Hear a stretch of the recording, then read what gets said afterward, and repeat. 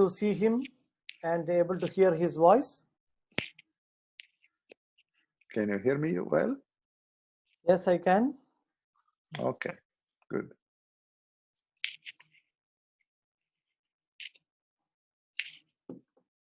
Rahul, are you ready? Shall we start? Yes, sir. We can start with prayer, sir. Okay.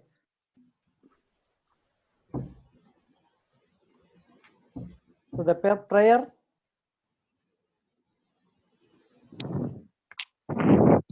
Yes, Sridevi.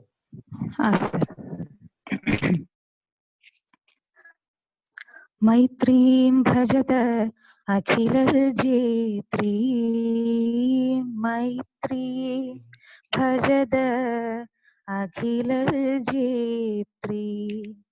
आत्मवदेव परानपि पश्यत आत्मवदेव परानपि पश्यत युद्धं त्यजत स्पर्धां त्यजत त्यजत परेषु अक्रममाक्रमणं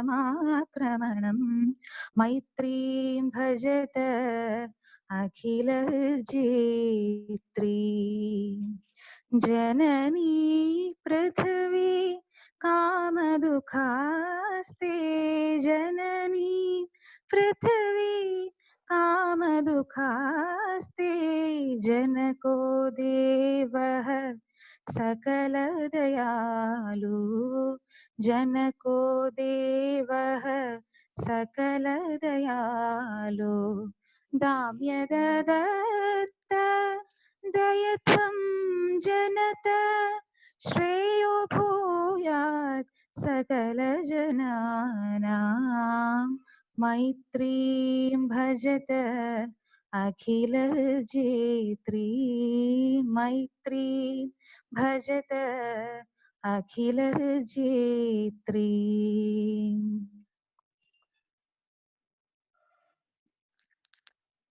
Thank you, Sridevi. So it's a great pleasure and pride to introduce Dr. Antonio Morandi to all our teachers of Ashtangam Ayurveda Vidyapeetham and Chikitsalayam, as well as the members of PACTO, Private Ayurveda College Teachers Organization, as well as learner scholars in this group. Dr. Antonio Morandi officially had education and done MD, PhD in neurology. And he is one of the foremost European who traveled to India, learned Ayurveda besides neurology. And very interestingly, besides neurology, he was also specialized in counseling and psychotherapy. He had a long years of professional experience as a experimental research or clinical research in United States as well as in universities in Milan. Since 20 years, he is very active in Ayurveda education as well as policy maker, and he is one of the founder of Ayurvedic Point, Milano, Italy, one of the institute which ISO certified and most well-known and promising institute in all over the world. He takes as a position beside this chairman, he's also the consultant for the working group of World Health Organization, also member of WHO's working group for revision of Ayurveda teaching guidelines. Also, with his inspiration, he is very fortunate to add Ayurveda in the modern medical education in the University of Milano. I really congratulate Dr. Antonio Morandi for his continuous efforts in spreading Ayurveda in Milano from last 20 years. It's a great pleasure for me at this occasion to say these things because we are very fortunate to work together for many activities from last almost 17 or 80 years. And very fortunate to share thoughts of Ayurveda and many more. Besides Dr. Antonio Morandi's experience in the field of research and experiment, he's also the member of non-conventional medical associations in the province of Milan, as well as he is the president of Italian Scientific Society of Ayurvedic Medicine. He also closely linked with many activities in India in almost every day, like he is the chief editor of International Office of Ancient Science of Life. He is also expert external reviewer of the PhD program of S. Vyasa and many, many more. So I welcome Dr. Antonio Morandi in this occasion, and we are really blessed with your presence, even though we are not able to receive you personally to Ashtangam, but this occasion I welcome him on behalf of all of us. Before begin his lecture, I invite Dr. Vinesh, head of the Department of Rasashastra and Vaisheshya Kalpana of PNNM Ayurveda College, to have a felicitation address. Dear Vinesh, please.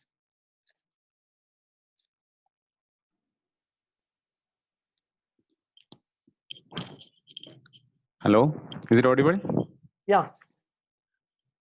Respected chief guest for the program, Mr. Dr. Antonio Morandi, respected Ashtangam principal, Dr. Narayana Nambi sir, other dignitaries present here, a warm good evening to one and all. It's a grateful privilege for me to say few words in this program. As every one of you, including me, are waiting to hear the words of wisdom from a person who needs no introduction. I think Dr. Nambi sir already given a brief introduction. He has been a part of our Ayurvedic community, or rather, last word for our science to the Western world. As you all know, like as everywhere in this world, all are held up due to pandemic COVID-19. To utilize this spirit effectively, our organization is the only one organization which is representing Ayurveda college, private Ayurveda college teachers in Kerala, in association with Ashtangam Ayurveda College, has decided to engage this conveniently with the expert in this field. By luck, we got Dr. Antonio Morandi today. This will definitely fresh up our memories, knowledge, kindle enthusiasm, all of us. Without much delay, I would like to wish Dr. Antonio Morandi all the success in his future endeavors as well. I wish our organizers, Ashtangam College members, and my dear all Pacto members, a great success to this program. Thank you. Thank you, Okay, Dr. sir. Vinesh. Yeah, thank you. Yeah. Now I invite Dr. Antonio Morandi to start his words.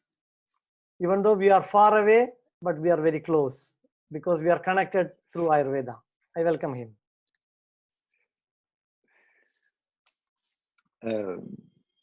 Dear Professor Nambi, dear Dr. Vinesh, dear everyone here, I'm very happy and excited to be here.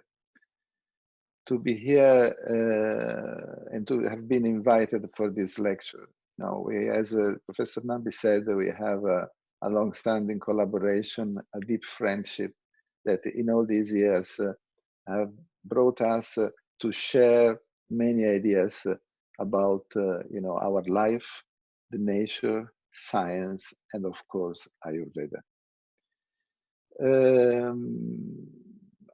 What I will speak about today is not a normal lecture about Ayurveda, because every one of you knows Ayurveda. But I want to show you how we can find common points between the modern science and medicine culture and Ayurveda, because Ayurveda needs to find the dignity that they serve in the world. you know, the problem in the world is that when you speak about traditional medicine, people think, especially in the West, of something old, something, yes, connected with nature, with a lot of folklore, but of not a real, of not a real use. But especially something that is based on, you know, ancient principles which are not good.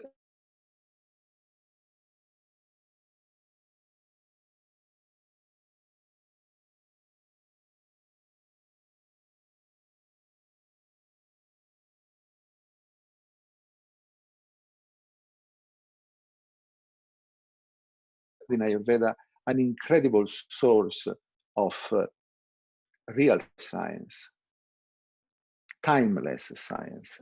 In fact, I wanted to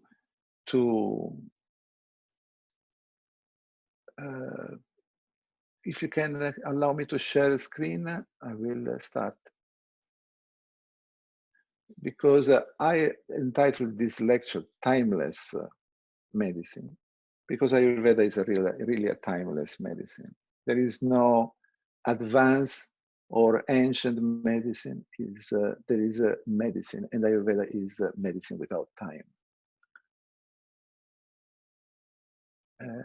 Probably if you make me co-host, I can share the video, because otherwise it will be not possible for me sharing the video.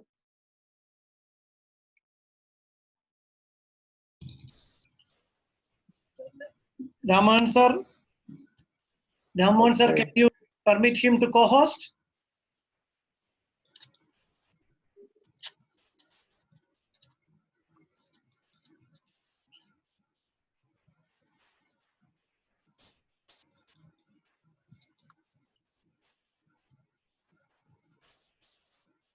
There is always this problem with Zoom, don't worry. I mean, I understand very well.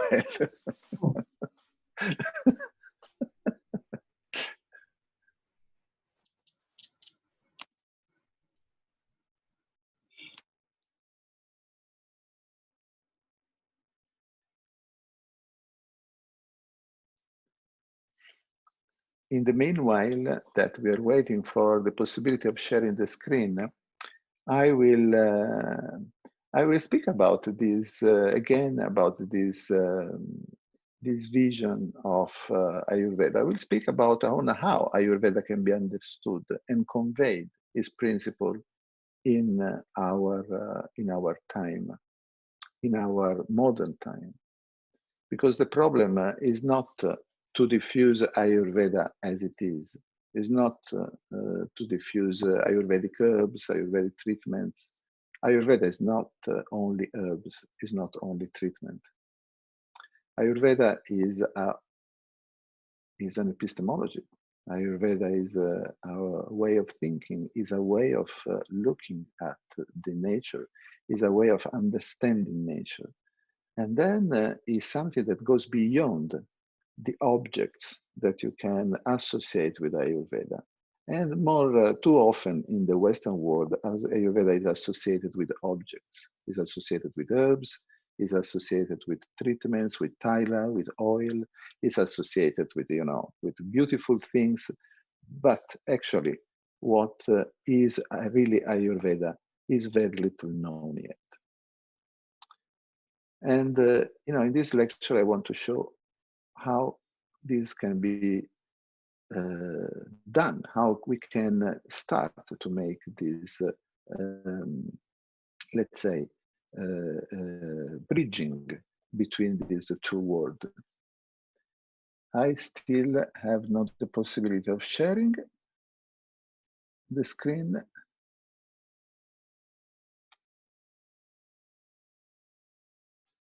It's very easy to make me co-host. Yeah, Antonio, they are trying to do, they are just making it. It's not yet come? Not yet. Okay. But you just go, the host just go to nearby my name and then should be make co-host. Yeah.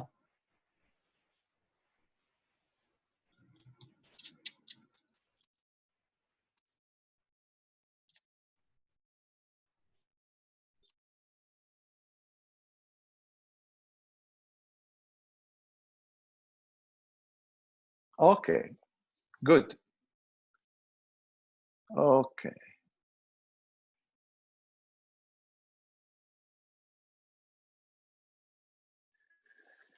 Okay. Can you see my presentation now? Yes, yes, Antonio. Okay, so as I said, I decided to call this lecture Ayurveda Timeless Medicine because, as I said, Ayurveda has no time. I mean, Ayurveda has no time, and Charaka said also this. I mean, everyone says this. But what I want to show is that really it doesn't make any sense speaking about advanced science or ancient science. There is science. And we have to understand that the conceptual framework in which nature and science are interpreted depends on historical, cultural, social, and economic factors. So we may have different way of interpreting nature and science all around the world. But, you know, nature is only one. There are many viewpoints about nature, but nature is only one. And a complete picture depends on the collaboration of multiple perspectives. This is why we cannot say that one perspective is better than another. Because of this, because that nature is one and there are different perspectives. The difference between East and East and the difference in the kind of medicine that you have in the West and in the East derive from a different perspective of looking at nature. For example, the attention in the West is based outside us.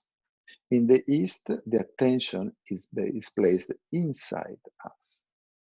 And this makes a big difference because, you know, in the West, we are attentive to everything is outside and we consider ourselves observer of reality.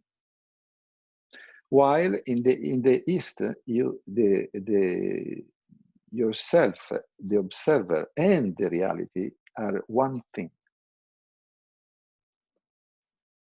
And this brings the balance, the finding for the balance outside for the West. So in the West, we find our balance outside since our attention is in the outside, while in the East is inside. You know, Svasta, remember about Svasta, and the attention and the balance is found inside. And so, of course, these give rise to different healthcare paradigm. In the West, we have the biomedical paradigm, and in the East, we have Ayurveda. So these two healthcare paradigms derive from different perspective and different way to observe nature and reality. And if we look a little bit to the different knowledge systems, we see that there are many differences between the modern, let's so-called modern Western way of thinking and the traditional Ayurveda way of thinking. The modern one is experimental. The Ayurveda one is experiential. And this is due to the fact that the modern experiment the outside, while in the Ayurveda we make an experience inside. So the modern view is based on the analysis, while the Ayurveda on synthesis. The modern view is based on objects. We have in the West our reality, which is described to objects, and also our language describes the reality to objects, while the traditional through relationships. So, as we said, we have the modern attention that is focused outside, while the Ayurveda is focused inside. In the modern, we have more standardization, attends to the standardization of the observations, while in Ayurveda there is a dynamic observation of reality. And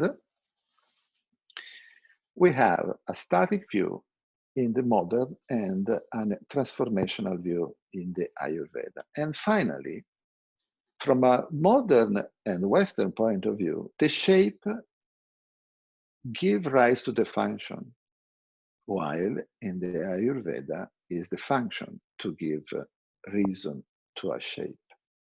So we see that these two knowledge systems are very different. So we cannot make an integration of these systems, because an integration will lose will bring to a loss of identity of one or both systems. One system if one is bigger than the other, or both systems. I mean, we will lose the identity. So what we can do to make these two systems work together, for making these two systems to give their best for the benefit of mankind. We have to find a way to transfer the knowledge from this system and to transfer the knowledge from one system to another. In this task, Ayurveda gives us a help, of course, with the concept of Loka Purusha Samya. And so this means that the solving of problems comes through the observation of nature. And if we observe nature, we see that the solution to problems that look like they do not have a way of solution is through collaboration. You know, in nature, as you see, those hands, through their collaboration, find a way to reach the flower from the ground. They were looking separate. They were looking completely impossible to reach. But through the collaboration of single individuals, to the common points of single individuals, they found a solution. The same way we have in cells, the cells that compose living organism. And especially, we have one particular kind of, yes. Okay, gap junction, that was an add-on of the clip. In the gap junction, so we have this junction of common points between cells, and through which there is a possibility of the passage of information. This passage of information will affect the two components, the two cells, without destroying the identity of the cells, but making the possibility of transferring information and synchronizing the two cells together. And this gap junction concept can be brought in the bridging of the two systems of knowledge. Let's say, for example, that we have Ayurveda and Vedic science from one side, from one cell is Ayurvedic Vedic science, and another one, modern medicine and modern science. We have some contact points. Through these contact points, then we may have these commonalities, we may have a transfer of knowledge, we may have transfer of information that can act in changing the perspective of each of the two sides, giving rise to a more global understanding of the reality, and a collaboration of the two systems for getting a higher result, like two cells that communicate together, and more cells that form a multicellular organism, or ants that form a bridge to reach from the ground to the flower. So this way can be a way that the two knowledge systems, without losing identity, can communicate and generating an output which is higher than the sum of the single parts. For doing this in the years, we have developed also with Professor Nambi a concept which is the concept of collaborative medicine and science. We launched this concept in 2014. It is a concept that is based on finding the common points between different knowledge systems in order to create that collaboration that will bring to a new paradigm, to a new level of understanding of nature, of understanding of reality. So let's see how we can find this common point between Ayurveda and modern science. This is very important to understand. Modern medicine is based on chemistry, but Ayurveda is based on physics. This difference is huge. But we have also to remember that chemistry is based on physics. So modern medicine is based on chemistry, which is based on physics. And if you want to create a contact between modern medicine and Ayurveda, probably this contact will be found through physics, not to chemistry.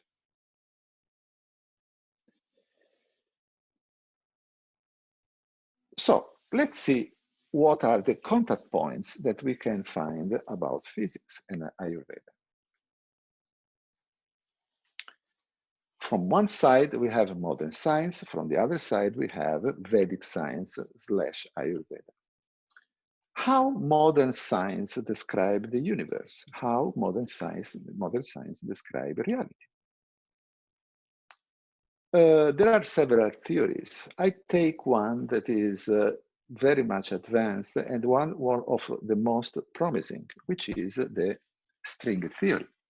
The string theory says that, you know, there was a kind of breaking of a kind of a symmetry that brought to a primordial vibration, which is the string, the primordial string, which is a monodimensional unit, which is very small, is the dimension is the Planck constant of this string, which is absolutely infinitesimal, is 10 at the minus 13 meters, which is, no, 10 at the minus 35 meters, sorry, 10 at the minus 35 meters, which is incredibly small. And on this string, and the combination and permutation and the forming of more complexity or more complex structure, we have all the matter, all the reality that is formed on this string. And the sum of this string, they create the properties of particles of reality of the matter. If we take, for example, the Samkhya from the Vedic science and in Ayurveda, Ayurveda is based on all the darshana, but the Samkhya is the one that is more representative in Ayurveda. We see that there is the interaction of the Purusha and Prakriti, which can be in some way seen at the level of the breaking of the symmetry. And then there is the formation of Rajas, Sattva, and Tamas. And then, you know, the Panchamahabhuta and the reality as we know. But let's see what can be the relationship while we can maybe, we may understand, but it's very difficult, but we may understand, may have an intuition about the Purusha Prakriti interaction, the breaking of symmetry. Let's see what is beyond the Rajas, Sattva, and Tamas, you know, formation. Rajas, Sattva, and Tamas, they can be, you know, understood as, for Rajas, tendency to the movement, for Sattva, balance or a tipping point, and Tamas, resistant to the movement. And if we analyze these moments, movement, balance, resistance to the movement, we may have a structure like this. You see movement, resistance to the movement, tipping, tipping. And this is nothing else than an oscillation, than a vibration, that a primordial vibration, which can be understood also as the Om. You see, I put also the Om in Brahmi, which is much older than the Om in Devanagari. Because, and if you can see, the Om in Brahmi is much closer to the idea of vibration. Because language, more primordial is the language, is more close to the sound, more close to the object that represents. Because the sound comes before of the shape. So we have this primordial vibration. The primordial vibration of Samkhya is the Raja, Sattva, and Tamas are constituent of the primordial vibration, the Om of Samkhya, which is assimilable to the primordial vibration of the string theory. And, you know, the string theory has this, sorry.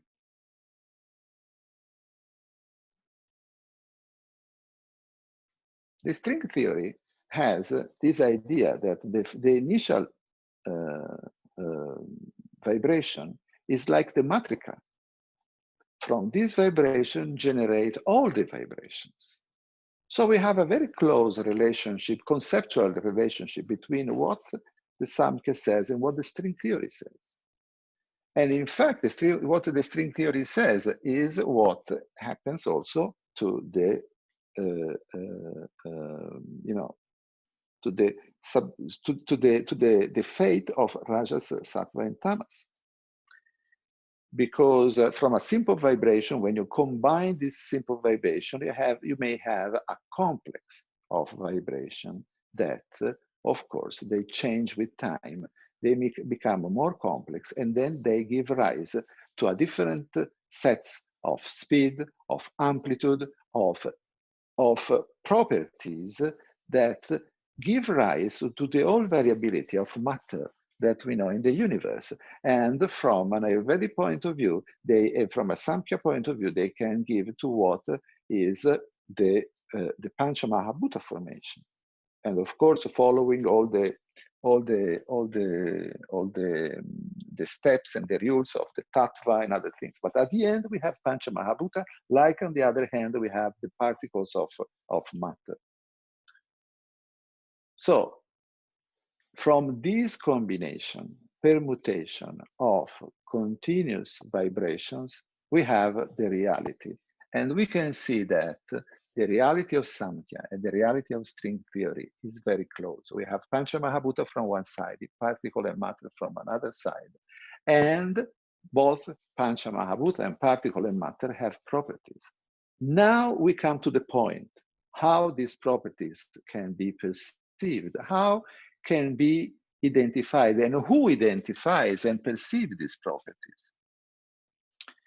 Because, of course, the perception of the matter is done by someone that perceives the matter, and the process of perception of the matter. So, if we, there is some problem here with the presentation, but if we have from one side, we have Bhuta, you know, Akasha, Vayu, Tejas, Jala, and Prithvi. And from the other side, we have the Indriya, you know, from Jrotra, Tvak, Chaksu, Jiva, and Grana. Their nature is made out of the same vibration. This is why one Indriya is connected with one Bhuta. And so what happened? That the perception is the combination of these two sides, and that become one, according also to the concept of Rishi, Devata, and Chandas. So we have one. During the perception, we have these two parts that become one. What happens during the perception? The perception is in some way a connection between Bhuta and Indriya. Is a rope. There is a what is called guna. So guna is the perception itself, and from a physical point of view, it can be seen as a phase interface, a phase interference.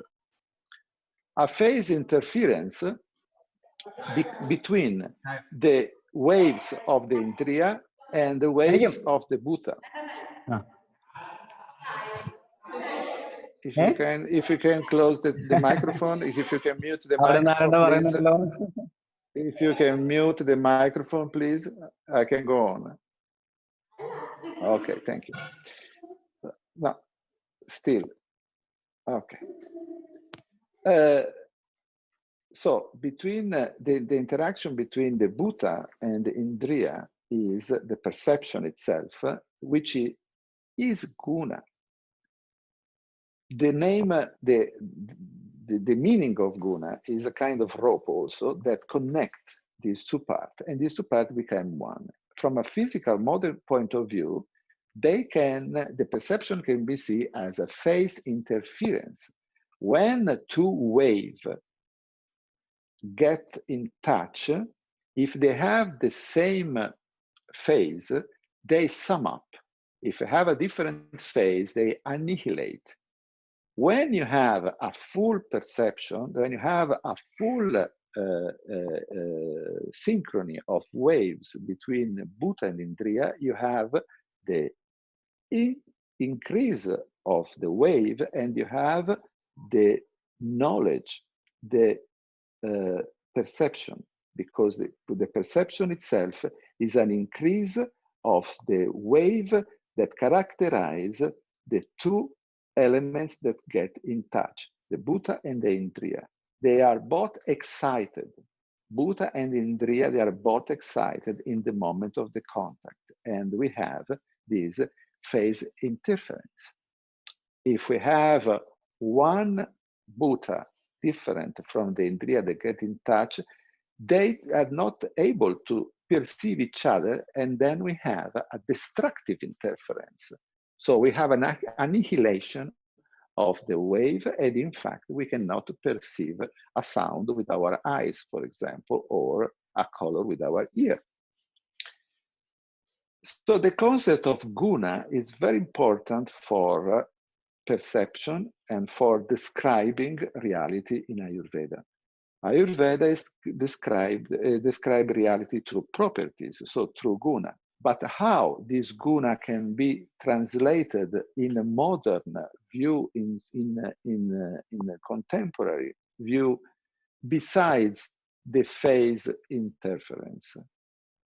Because the phase interference is a very good analogy, but it does not give what the modern view consider as a perception. You know, the difference between the two way of thinking is also expressed by the language. Think always that in the West, reality is described by objects, and objects have different properties and several properties, while Sanskrit and all the language which are connected with Sanskrit, they describe reality to properties. And the properties themselves are the all different items which they need to be described separately in the modern view. In fact, if we want to translate all the facets of guna in the modern view, we may have this kind of picture, because in the modern view, we can think as a guna to a quantumorpho-functional information unit.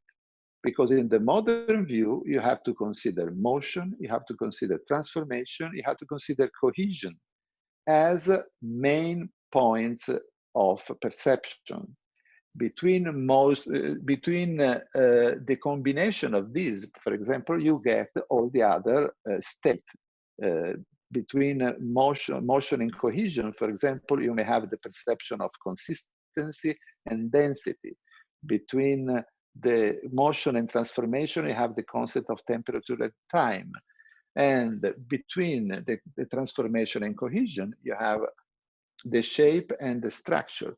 So you see that from a modern point of view, you need all these kind of consideration to describe reality that define objects. Because what is important about the guna instead is that the guna give a simultaneous knowledge and contextualization of data and their dynamic cause-effect relationship. Because guna are the expression of the pure, of the real interface and interaction between the different vibration of the bhuta and of the indriya from the other side. And so we have all the guna. I mean, these are the guna that are described by Charaka, but all the guna that all the 41 gunas of Vaishesika, all the other innumerable guna that you can find, they are all concepts that in some way have built in all the different items that instead are separated in the Western point of view. So, the possibility of conveying guna to the Western way of understanding would be really fantastic, because that will allow modern science to see in a much quicker and deeper way what is the essence of reality. But let's go a little bit further, because if we consider a coherent ensemble of guna, coherent means something that has the similar characteristics and can express it together. We have, as we know, they are grouped in conceptual items, which are called dosha. Dosha are conceptual items since they are the collections of guna, collection of coherent guna which have a coherence together. And if we start from this concept, thinking about coherent ensemble of guna that form dosha, and then we have a coherent ensemble of dosha that are grouped in functional items called dhatu, we have that the coherence of dhatu is the ojas, which is also what, for example, is stated by Charaka in Charaka Samhita in Sutrasthana, the first chapter of Sutrasthana.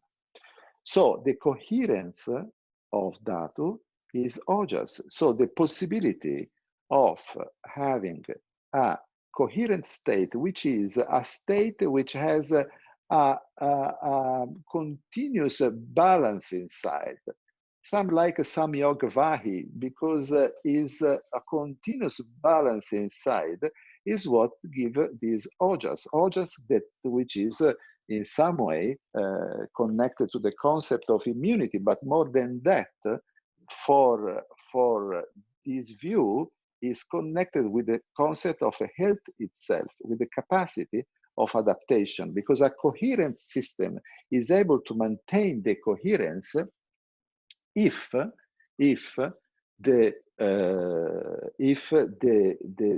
system is able to adapt. Because if the system is not able to adapt, to make small changes inside, there will not possibility to have this coherence of dhatu. It will not be have this coherence of ojas, so we will have a lesser ojas and lesser health. So in modern science, where we find this concept of coherence, we find in the adaptive complex system. Adaptive complex system are systems which have a complex structure. It's a structure that is made by subsystem which have to be coherent together. We have to have a system coherence, an inner system coherence that it has the possibility to be maintained through adaptation. And this system coherence is health. I make you now an example which can be really something strange, but that is, for me, is something very important. Look at this thing here.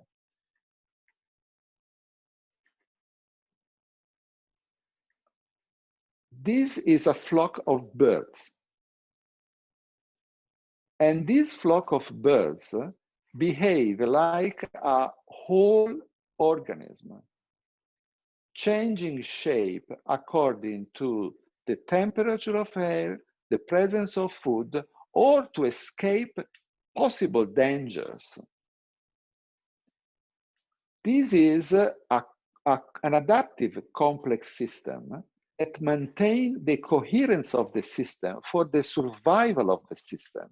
And this is very close to the concept of ojas, which is a system which has to maintain the adaptation and the coherence of the system. You may see another sets of examples here, which are even more striking. You see this fish, which is a predator of other fish. Look at the fish, that how they separate and then they bring back together. So this capacity, you see now, you see in here, you see this capacity of bringing back together the, oh, you don't see very well here, I'm sorry. But this capacity of, here you see, of avoiding the dangers, separating, adapting to the presence of the dangers, and merging back to the original shape is the capacity of adaptation. And the more an organism is able to adapt, the more healthy is that organism. Here you see, probably you see better here, which is a scheme. Oh, here you see better. This is a mathematical scheme of what happened. You see the predator enter, there is the separation, and then there is the reunion. And the shape of the reunion, all the characteristic of the flock of birds is what allow to the birds the survival. So the survival of the ensemble assure the survival of the single birds. And our organism works the same. Works the same because if you consider the cells of our body, you know, as a single birds, then you know how, you have an idea how our cells have to be synchronized and go all together. And how the coherence of dhatu, the coherence of dosha, the coherence of the Pancha Mahabhuta, they are at the center of this ability of the organism to maintain the shape which allow the survival of the organism. Now, we have seen that higher complexity, it corresponds to higher adaptability, higher health, and higher ojas, while a lower complexity, lower adaptability, lower health, and lower ojas. When we have a system that can adapt less, we have a system that have a less possibility of survival.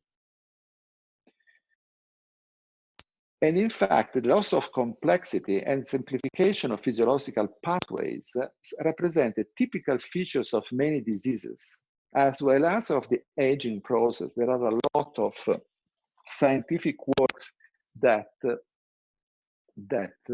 describe how there is a loss of complexity in the gait of a Parkinson person, in the heartbeat of myocardic, of a heart before myocardial infarction, of of the speech of other people with other dementia problem, and so on. Loss of complexity of a system is an indication of a loss of health of the system. And in fact, also in Ayurveda, the attention to the adaptation is very high. Adaptation is the real meaning of nature and is optimal adaptation, as Sushruta says in Sutrasthana. As the moon, the sun, and the air support the cosmos with releasing, receiving, and dispersing, likewise, Kapha, Pitta, and Vata support the body. So, speaking about the commonalities, which commonalities we have seen? Between modern science and Vedic science in Ayurveda and physics in particular, we have seen that there is a commonality between, string theory, perception phase interference, coherence system resilience, and Pancha Mahabhuta, Guna, and Ojas. So there is a possibility of transfer concept or conveying concept from one part to another and finding collaboration for a paradigm, a future paradigm that will be much higher than the sum of the parts. But let's see now, very quickly, from a clinical point of view, how we can apply this in an example. For example, I make a proposal here. Let's use Ayurveda to interpret the diagnostic data obtained with biomedical logic and tools and see what happens. Let's see if you are able to overcome the limitation of culture-bound models and to explore the potential of a novel complex and multidimensional view of biomedical as well as scientific research. Let's speak about Alzheimer's disease. Alzheimer's disease is one of the widespread disease of the last centuries, last 2 centuries, is widespread, is very common, and very serious. Let's look at the brain. Let's look at the morphology of the brain. Let's look on the left side, you have a healthy brain, and then you have an advanced Alzheimer. You see that the shape is different. From an Ayurvedic point of view, we can describe using Guna in such a way that the healthy brain is Snigdha, Lakshana, Mridu, Guru, in some way that has this kapha,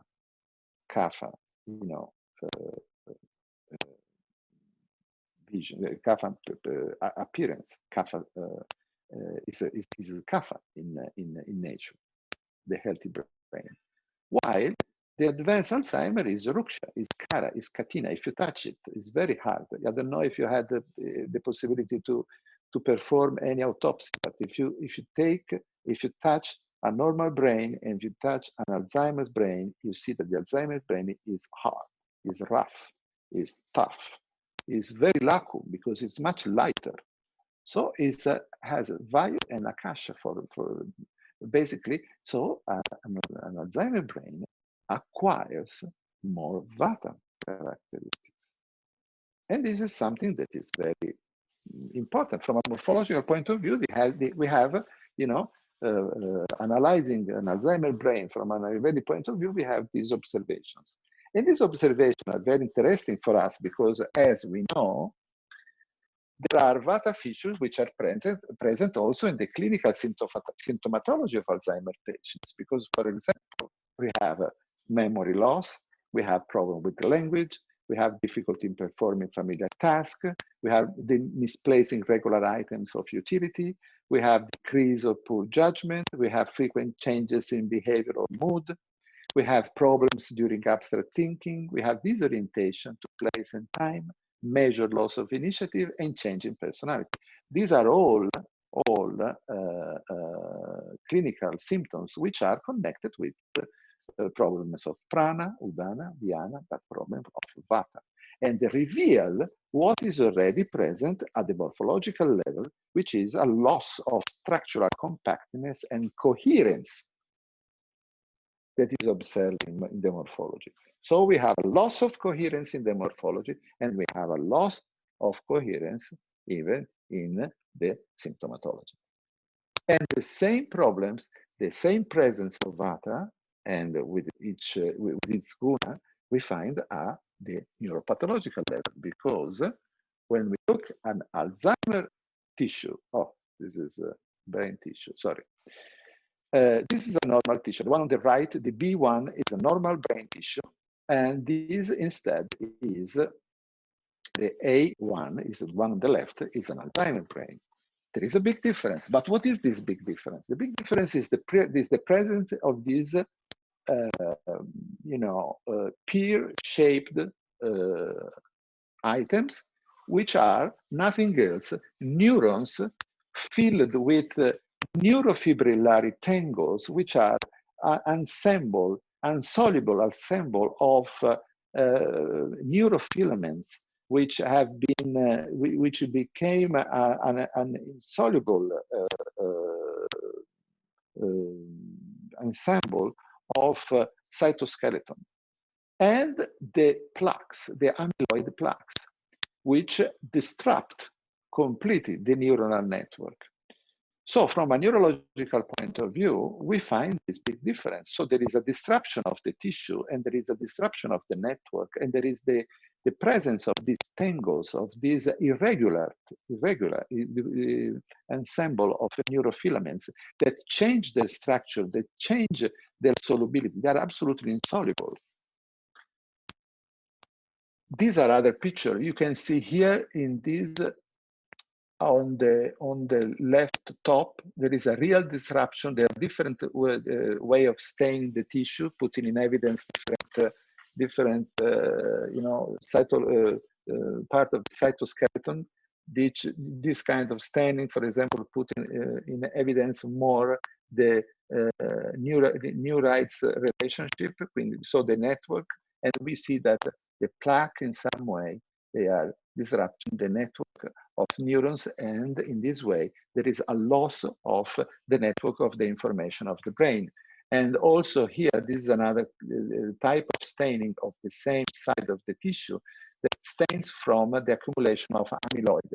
Amyloid is, we will see, is a kind of, again, another insoluble presence of elements, but instead of having the characteristic of, like here, of the fibrils, fibrillary tangles, they have a characteristic of a kind of glue, a kind of something, something pitchy, hard, but very slimy, very, very compact. Here we have a loss of structure and an accumulation of entangled structure. Here instead we have like a melting of this amyloid. In both ways, we have this loss of structure, and so loss of function. Because if we see from a healthy, from an Ayurvedic point of view, and we consider what is a healthy neuron from an Ayurvedic point of view, we see that it's characterized by both Vayu and Akash and Tejas and Jala features, because they are Ruksha in shape, but they are Sukshma and Tikshna and Vishada, because they are everywhere. They diffuse very, they diffuse at a very tiny level. They are very penetrating, but they are very light. They are not bulky. They are Ruksha in appearance, and they are Kara because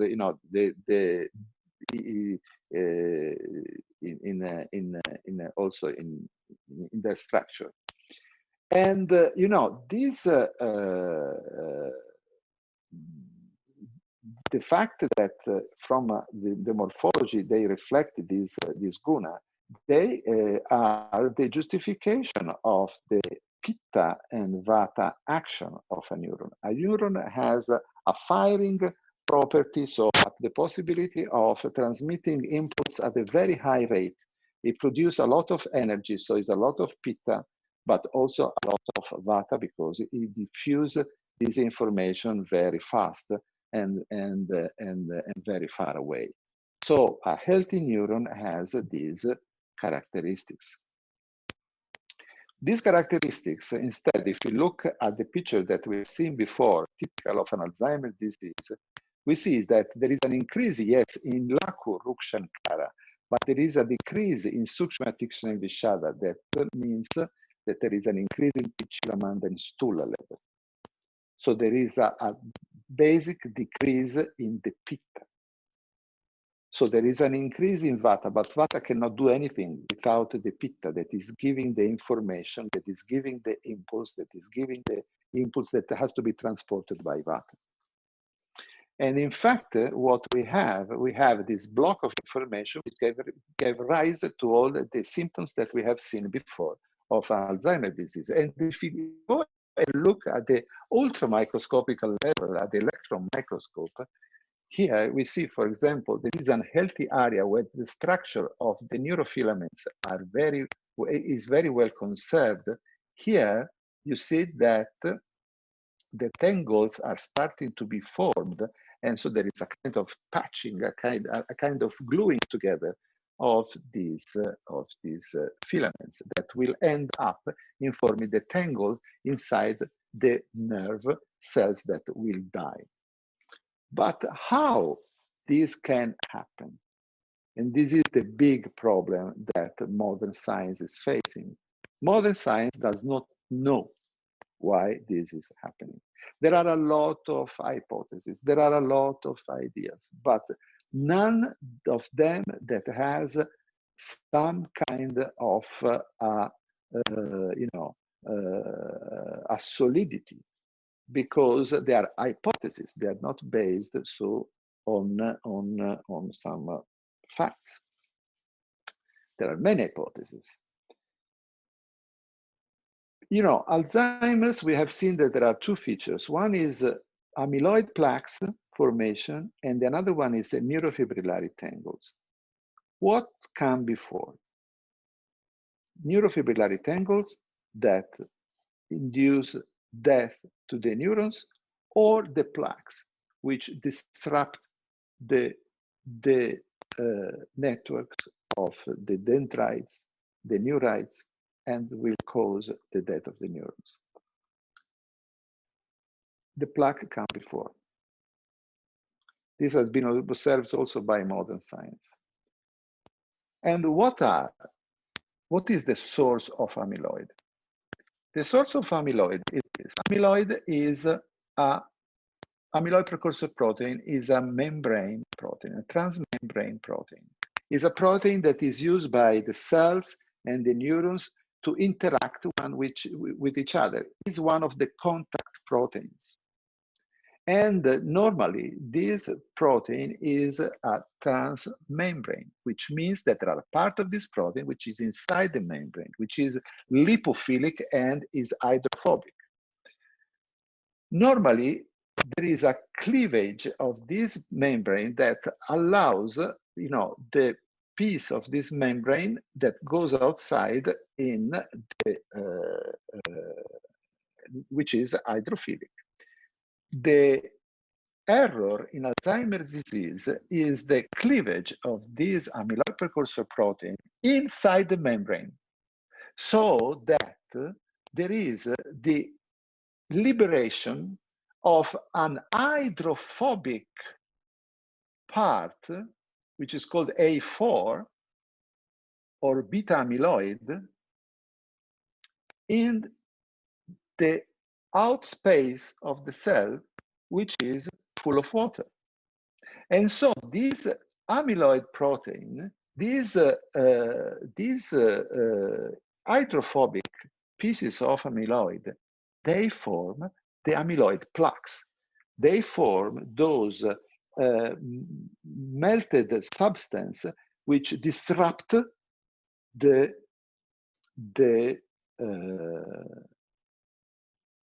network of neurons. But how this can happen? This can happen because there is a cleavage inside by a secretase, by an enzyme, which normally cleaves at another level. But how come that there is this cleavage inside? Because there is a Ruksha state.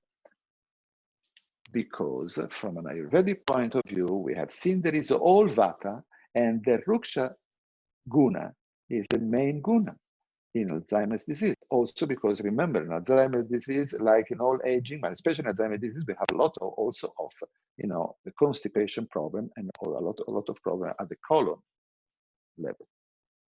So the Ruksha guna is spread all over the body. And if you have a Ruksha Guna spread all over the body, this means that Ruksha is not Snigdha, he's the contrary of Snigdha. So all the Snigdha will be affected by the Ruksha. And what is more Snigdha than the membranes? So the membrane of the neurons are affected by the Ruksha. So there is a decrease in the Snigdha. There is an alteration of the structure of the membrane in the neurons. And there is the possibility of this enzyme to make a cleavage of the amyloid protein in the wrong place. And so we have the accumulation of the amyloid plaque. And so there is a direct relationship between a Vata increase that we can observe in the early stage of Alzheimer's disease and the development of the disease itself, also from a neuropathological modern point of view. Think about if modern scientists knew this association before. Only in the last year, there have been few papers, few research that were pointing the attention to the problem in Alzheimer's disease and that was probably in the membrane and in the lipid assets. Only recently, in the last 10 years, 10, 12, 20 years, no more. But the nice thing is that not only at the brain level, but there are evidences that all the membranes are altered in other places, in the red blood membrane, for example, and in the platelet. So all the membranes of an Alzheimer patient are altered because of Ruksha, which altered the Snigdha of the membrane, which is a fat bilayer. So they are very much Snigdha. And the nice thing is that, and you can see this is one of the papers that is on a biochemical and biophysical acta, is 5-6 years ago, in which they associate a Snigdha therapy with an improvement of the condition of Alzheimer's disease.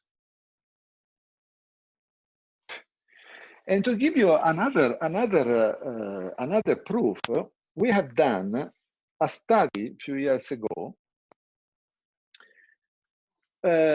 on the presence of microvesicles in the cerebral liquid, in the cerebral fluid, cerebrospinal fluid of Alzheimer's patients or demented patients. You know, these microvesicles, they are part of astrocytes, which you know, which are shred. And that they diffuse and they are present in the cerebrospinal fluid. So the more the idea was that the more the membrane are affected, the more we will have the presence of these microvesicles in the cerebrospinal fluid of the patients. And in fact, we found out that the patient with moderate cognitive impairment and with a Vata Vikriti present significantly correlates with the presence of these CSF microglial microvesicle number. You see, the Vata had much more the presence of these microvesicles that were witnessing furthermore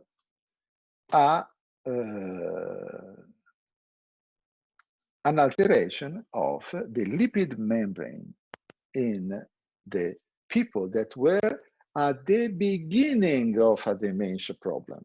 Moderate cognitive impairment in Vata Vikriti means that they will be Alzheimer's. They are not still Alzheimer, but they are in a good pathway to become Alzheimer's disease. And this is very important because you know, the Vata squilibrium, the Vata imbalance can be an indicator of the membrane condition and can allow to stratify the patients in a different way in order to you know, to give to these patients different treatments. And this is very important for modern medicine because modern medicine does not know how to stratify patients. Modern medicine stratifies patients according to the diseases, but not on the condition of the single patients, which is the real big revolution of Ayurveda. And if you find a way to combine the two things, modern medicine will find a great advantage from Ayurveda. This is why also, because in the last year, in the recent years, there has been so much turmoil around the biological, the biomolecular, assessment of the practice, different kind of practice. So what are the conclusions that we can derive after this brief lecture? First, Ayurveda is timeless medicine and science, because Ayurveda is the expression of the nature, so has no time. Ayurveda gives us the spectacles to see the nature through the eyes of the nature. Modern medicine see the nature through the eyes of the humans. Ayurveda is not human. Ayurveda is for humans, but is not human. Ayurveda is the nature itself. Ayurveda is based on physics. Both Ayurveda and physics are inclusive epistemology. For its inclusive nature, Ayurveda can explain modern medicine, while modern medicine, being exclusive, cannot explain Ayurveda. What? Oh, sorry. Ayurveda and modern medicine and science can be interfaced through physics. Again, why does like this?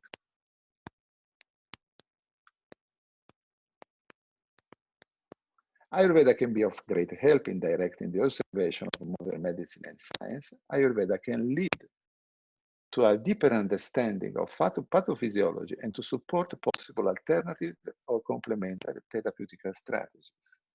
And finally, the thank you, but before thank you, I want to finish. Sometimes the trackpad can be too much sensitive. Okay.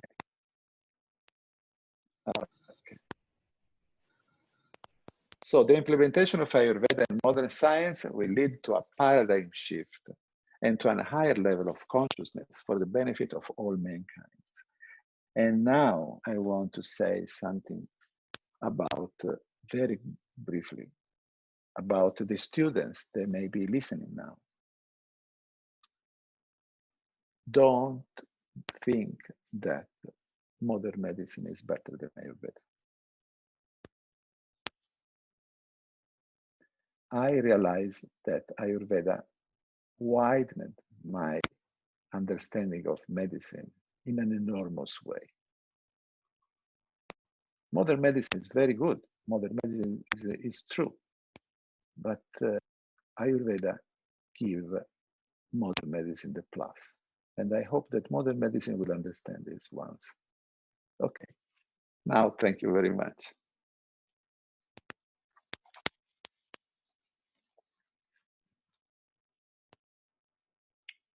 So if there are questions, I will be very happy.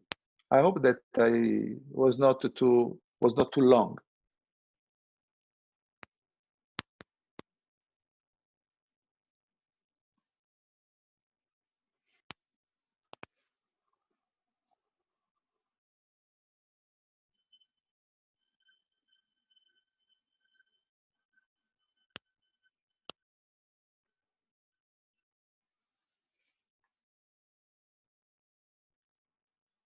Hello?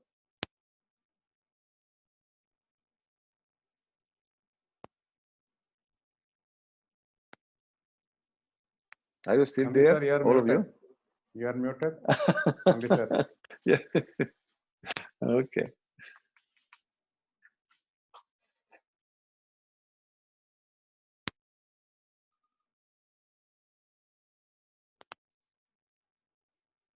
Nambi, you're muted. Please unmute your Okay. phone and you can ask questions. Okay, good.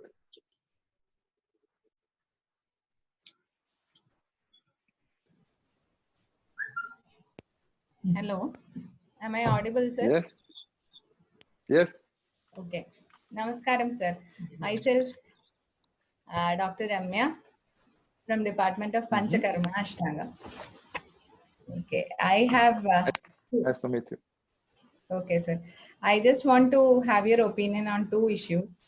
One is, if we visualize a neurology center with both Ayurveda and modern medicine together, with a Panchakarma theater near Neuro ICU, with all facilities to do Nasya, Shirodhara and all in acute cases as of together, do you think the therapeutic efficacy will be much, much, much higher than the present situation?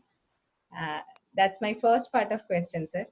And second thing is your opinion regarding the difference between pathophysiology of Parkinson's and Alzheimer's in the perspective of Guna or in the perspective of Ayurveda. Both becomes neurodegenerative. One affects buddhi more, one affects the motor activities more. So how can we differentiate the pathophysiology with respect to Ayurvedic perspective in both these diseases? Your opinion regarding these two, sir. Thank you. Okay, the first,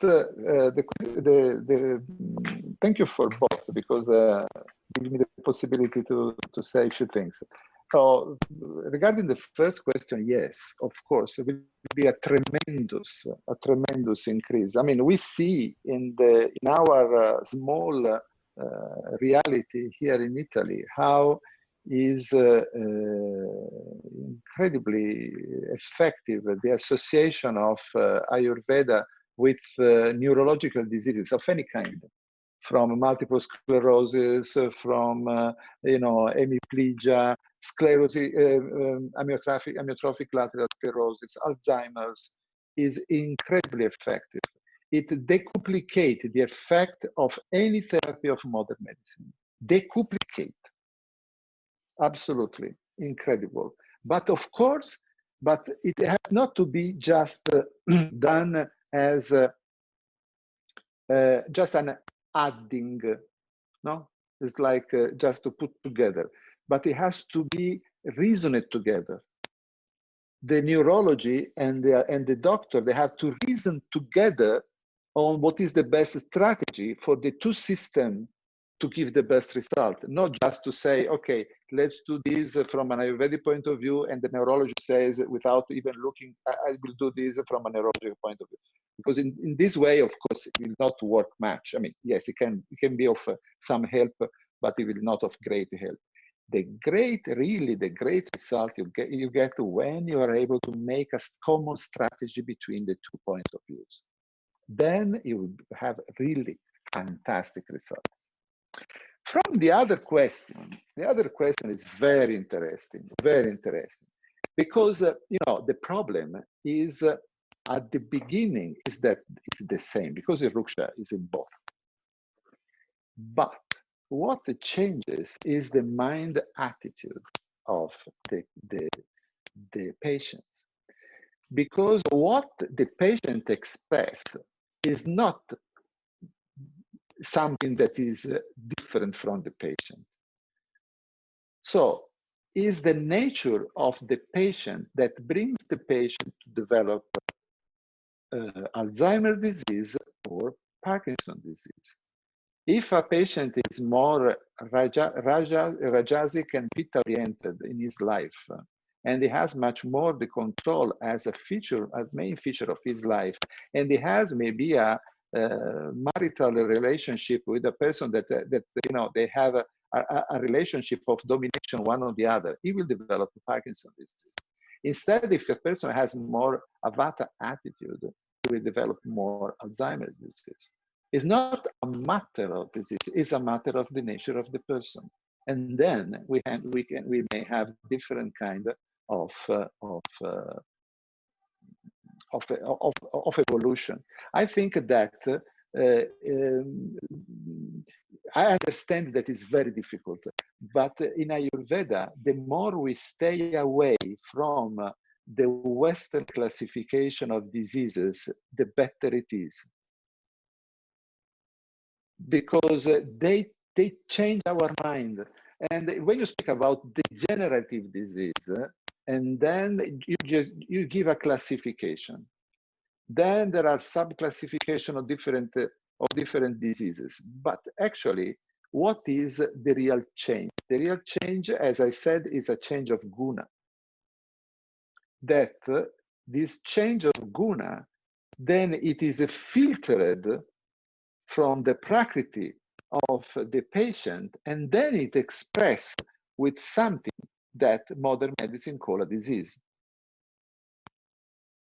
But I think that if we stay, if you are stuck on the modern medicine view, we lose this kind of evolution of the problem. Because when you consider a disease as something that, something external that comes from the outside, that it has nothing to do with the patient, with the nature of the patient, you don't go anywhere. In that case, it's better if you do modern medicine, which is structured to think in that way. But if you do Ayurveda, thinking in that way, that make a big problem. Because I repeat, it is very important to see that the alteration of the Panchamahabhuta guna alteration, dosha alteration, it is filtered by the prakriti, and then it is expressed in a disease. Sorry, I don't know if I answered you.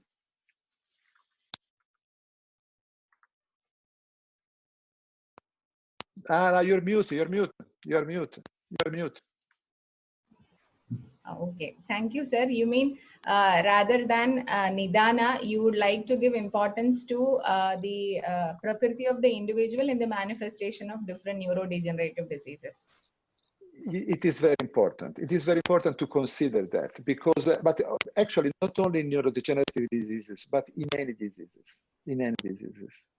Okay. There is always the signature of the prakriti of the patient in any diseases. Thank you, sir. Thank you. Thank you for your insight and wonderful session, sir. Thanks a lot. Thank you. Thank you very much. Now, may I request Dr. Deepthi to ask the question? Thank you, sir. Hello, am I audible, sir? Yeah. Yes. Thank you very much, sir. It was indeed a thought-provoking session. Actually, an entirely new dimension to look into the science of Ayurveda. Like my doubt is, you were mentioning a point regarding gunas being an interface in the process of perception. But many a times it's that we are not aware or we cannot perceive the gunas, and we have to conclude it by observing the karmas, especially if in case of drugs or formulations. By observing the karma or the action it does, we have to conclude what are the gunas. So how can that be into this explanation, sir? Because our awareness of the perception is becomes after the perception is really happened, because there is a delay, because our mind, our manas actually has to understand the perception, has to classify the perception, and has to express the perception in something that is intelligible. So sometimes this is not possible, and it is there is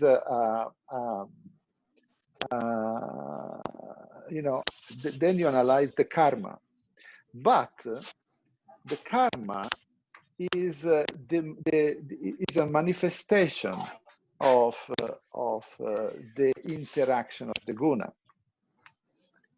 The definition of Dravya gives you the inherence of guna and karma. So when you cannot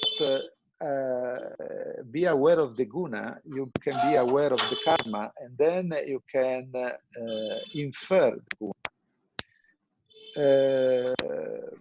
But the guna itself is the perception. But I say that our awareness of perception is not always in time with the real perception. For this reason, For this reason, I always say that, I mean, it's not me, but my teachers always say how important is the meditation for a doctor, because your mind has to be really kept away when you perceive. When you perceive a patient, you don't have to think, because if you think when you perceive a patient, it's a big problem, because your manas take the control. Then manas can perceive what it wants. So this is my answer to your question. I don't know if this satisfies you or not. Thank you, sir. I got it, sir. Thank you. Thank you.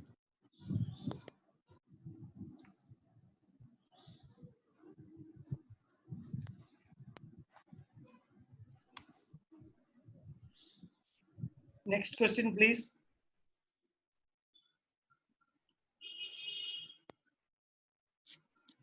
Rahul, your mic is mute. Yeah. Sir, myself, Dr. Rahul Nair. I'm working as an associate professor of Yoga Nidhanam in Ashtanga. Sir, I have learned an interesting fact from your speech that you are analyzing the neurofilamentary tangles and arriving at a conclusion that they are having specific guna variations. But how can you make it very personalized in clinical practice? Because you are observing in a pathologic slide and telling that there is a variation in guna happen, and that's why it became more pichila, vishada, etc. But here, when we analyze a patient in bedside, we make very specific personalized analysis depending upon a patient's nidhanam, the way, the foods that he eats, the way he lives, and all those effects which makes on his tissue elements. And can you explain how this knowledge of guna variation in a pathologic slide can be translated to a patient in the bedside? Because we have to start from the assumption that when there is a variation in, let's say, one dosha, this variation is everywhere. So you have to find it because it's everywhere. You cannot have a variation in one dosha on one side and not to find it everywhere. When you find a variation in, for example, let's take about the example of Alzheimer. If you find the guna altered at the level of neurofibrillary tangle, but more than neurofibrillary tangle is the amyloid plaque, which is, as I said, manda, pichila, and so on. You find the same guna in the behavior of the patients, which is low down, is dull, it does not interact. But you find the same also increase of laku, because it's very light in his minding. You find in his attitude, as a personal point of view and also as a physical point of view. A patient with Alzheimer's disease loses weight. A patient with Alzheimer's disease becomes ruksha, also because the skin dries up. The constipation is a dry intestine. They have this very big variation in liquids. Then you have a dryness in the abstract thinking of this person. You have a dryness that means an interruption, that means an alteration of the fluidity in the speech, not only in the reasoning of this patient. You find, if you are very much attent and not strict to the definition of the books, but if you are much more attent to what is your perception of the patient, you will find all the guna that you find at neuropathological level in any disease, also at the level of, at the clinical level. Because when you have an alteration in guna, this alteration you find it everywhere. When it is dominant, you will find it dominant everywhere. The important thing is that you have to read it. And as I said, to be able to read, to perceive, you have to shut down your manas. You don't have to think when you see a patient. The worst thing that a doctor can do when see a patient is to think. And this is also Hippocrates that was saying this. When you see a patient, you have to perceive, you have to collect data. And collecting data is something where you don't have any kind of judgment. Because if you collect data with judgment, then you preordinate your data in such a way that is not coherent with what is your perception. But I mean, I was working when I was in the United States. I was working with Alzheimer patients for years. You know, those pictures were my pictures. Many of them were my pictures because I published paper on Alzheimer patient. I was one of the first one to publish we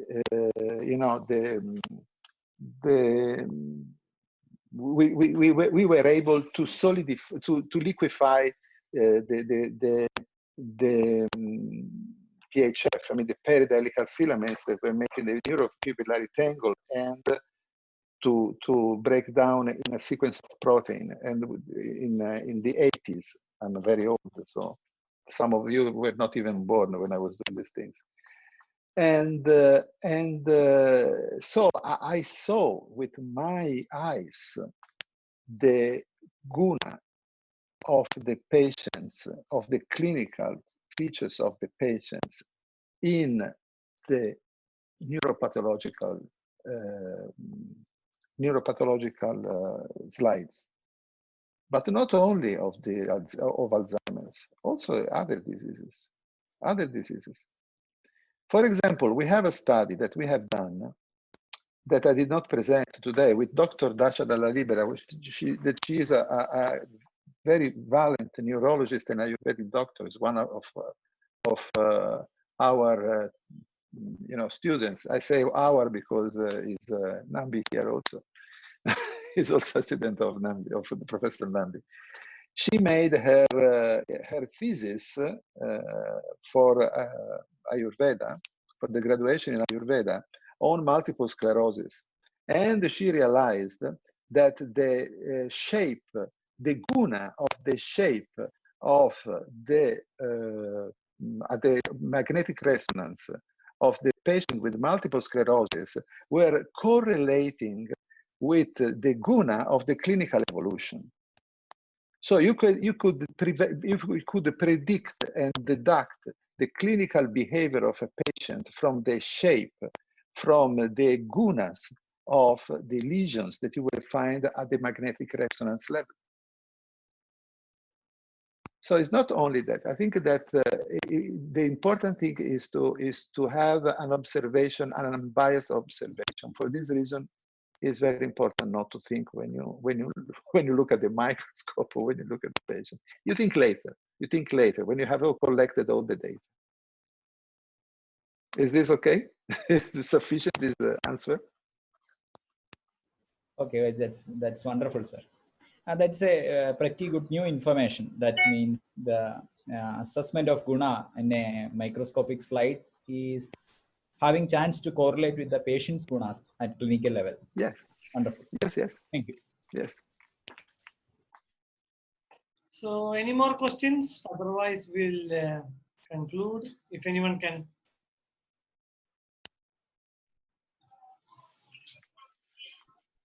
Manoj sir?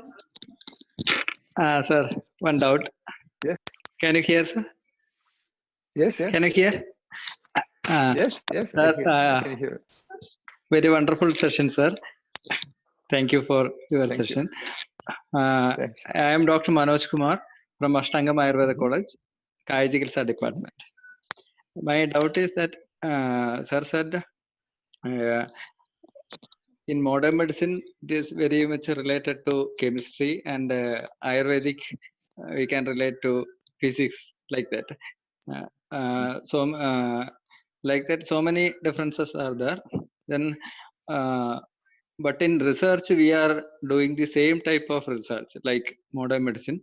If randomized the clinical control study like that, the placebo study and single blind, double blind like that, then within these two groups, in Ayurveda, it is very much difficult to save type of patient. That every patient is different in Prakriti, Vigradavastha, Amavastha, like that. Modern, that is not considering. So these type of research methods in modern medicine, is it effective in Ayurveda, or any new method you can suggest for proving Ayurvedic theories? Okay, there are two things to say about your question, which is very important. The first thing is that this is the problem of the clinical trial is one of the most important problems. In the last year, we with the Charité University in Berlin, with Dr. Christian Kessler and Andreas Mikkelsen, we conducted a study that has been financed by the government of India. Very important act by government of India, by Ayush, on the osteoarthritis of the knee. This study lasted several years and has been published recently on osteoarthritis and cartilage with incredible results for Ayurveda. But more than that, what we have done, for doing this study, for the first time, we redesigned completely the study design, and we published that study design on Trials. That is one important journal that publishes clinical, the clinical project, clinical trials, clinical design, in such a way that clinical trial could have been done for a particular medicine like Ayurveda, and can be adapted to any traditional medicine, taking in consideration the way of working of Ayurveda and modern medicine, but having the characteristics of, from a statistical point of view, of high validity. You can find this paper on Trials, and then it can be very good inspiration for other studies. This is the first thing. And the second, which is connected also to the first, is that you have to find other solutions. You do not have to accept that modern medicine dominates Ayurveda. I mean, this is unacceptable, but not unacceptable because it doesn't fit. The methodology for modern medicine is good for modern medicine. The methodology for Ayurveda is good for Ayurveda. You can find, like we did, something that merges the two things together. But it is a work that has to be done. And you, new generation, you have to do this. And after the guidance of great people like Professor Nambi and his family, you will have this opportunity. Because this is the thing that needs to be done. Thank you, sir. Thank you. Anyone else? Please unmute your mic and you can ask.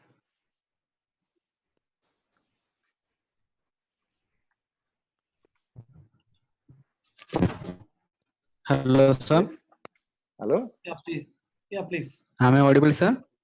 Yeah, Yes. please. Yes. Sir, myself, Dr.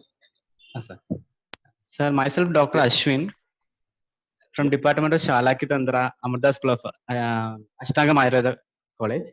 So my question is, the scope of Ayurveda in prevention of genetically transmitting disorders.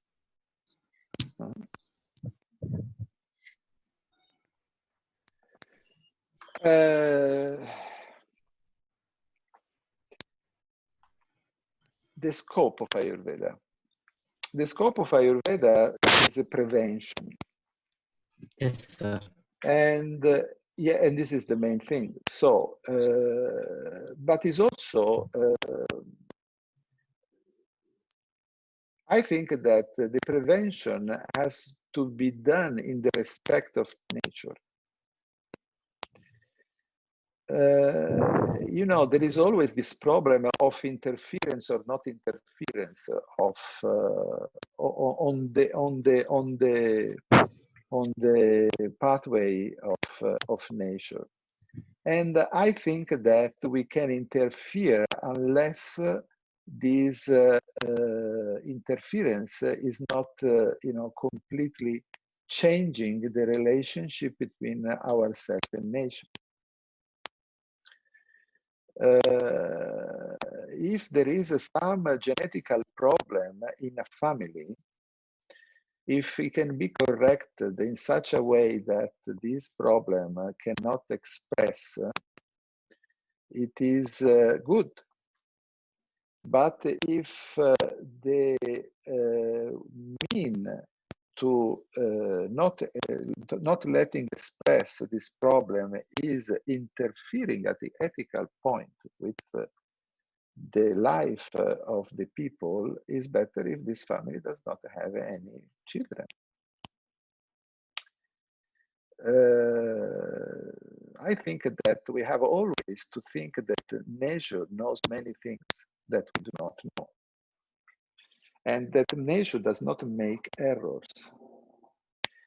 We can correct what we think that they are errors, but there are not errors in nature.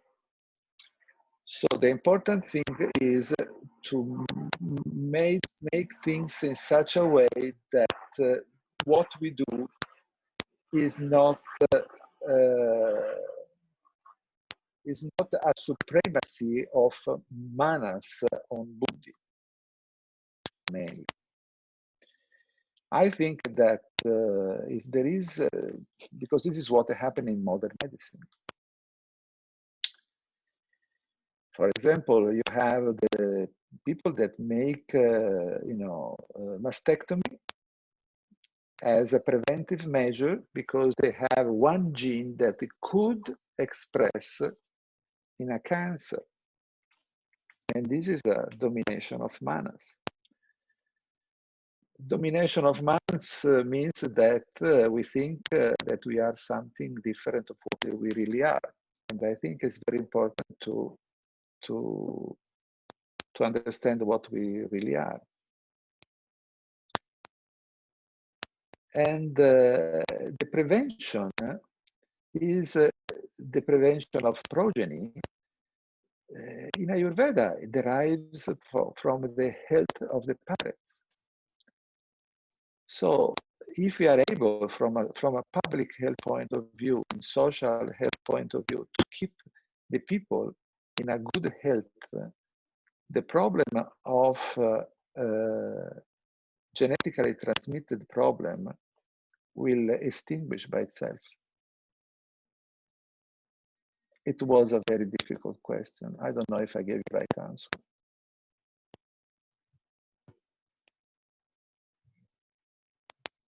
Okay, sir. Thank you, sir. Okay, thank you.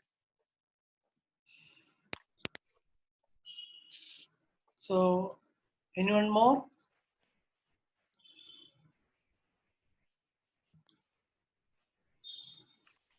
You may ask, please.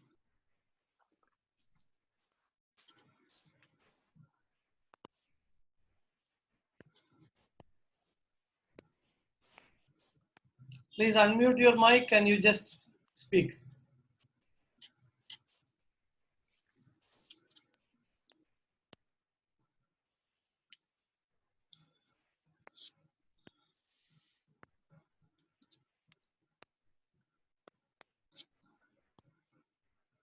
Okay, if so, then we will conclude. I request Dr. Rahul Arnayar, the president of Pacto Kerala, as well as faculty member of Ashtangam, representing both Pacto and Ashtangam, to say a word of thanks.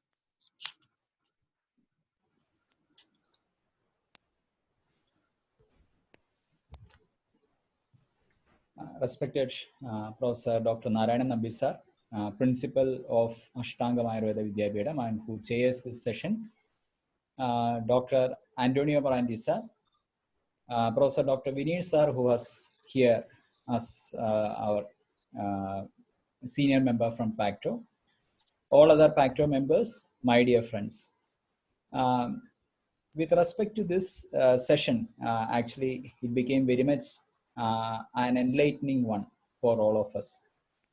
Now, I had started my communications with my friends through WhatsApp, and many of them were telling me that they want to actually hear the lecture one more time, to hear it, to analyze it, and also to read your papers that you have shown, so that then only they can get the actual grasp of what you have talked about.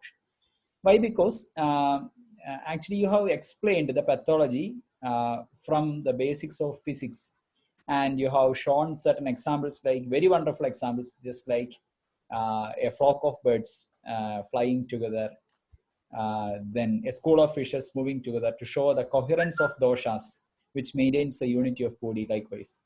And also during the discussion session, sir, you have wonderfully carried out our doubts, and it actually inspires us to learn more. And we got a feeling that there is a lot more to go, to collaborate with Western medicine, as also to bring up a lot of ideas in Ayurveda to the limelight by giving very good experimental studies in that particular area.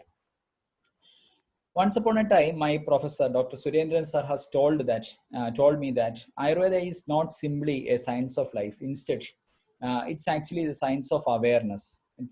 Life should not be meant to be a lifespan.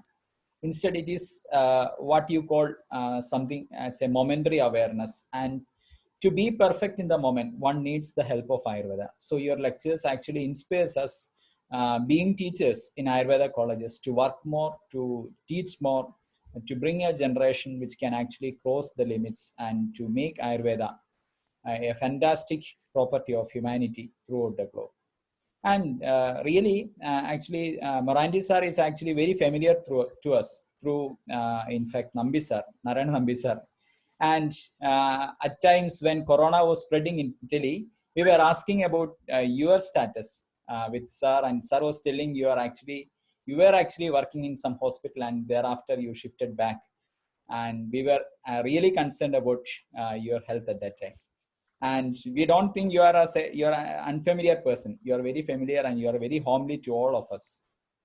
And coming to your lecture, and also for your presence here with us for these few minutes, this 1 hour, I may really thank you from behalf of myself, behalf of Pacto, as well as the fraternity of Ashtanga. And my regards to Professor Dr. Narayana Nambi sir, who actually had invited you, because you're coming here now talking to us. And when this program started, in fact, our association has linked to Dr. Narayana Nambi sir through me to have a conjoined effort to create this lecture a reality. And he has given us a warm welcome, and we together started collaboration and done everything to make this lecture a reality. And so we are very much grateful to sir also for giving us a fantastic collaboration to have our members a good lecture from you. And regarding Vineet sir, actually he is a very senior member of our fraternity, a professor of Rasashastra and Vaishya Kalpana, and he is here to offer the felicitation. And also from my part, I am thanking him on behalf of myself, Ashtanga fraternity, as well as on behalf of Pacto for being here. And to all of my members of Pacto, as well as the members here from Ashtanga, I may thank all of you from myself, as well as on behalf of Pacto. So thank you all. And one more information to pass. That means the next lecture, the coming in the series, is from Professor Dr. Srinivas Acharya sir, a very magnanimous personality who is a principal of Udupi SDM Ayurveda Medical College. And indeed, he is a person with a vast clinical experience, and he is going to share his clinical experience in the next session. So we are very much in await for his words also. So once again, thank you, Morandi sir. Thank you, Dr. Narayana Nambi sir, and to everyone. Thank you very much. Thank you.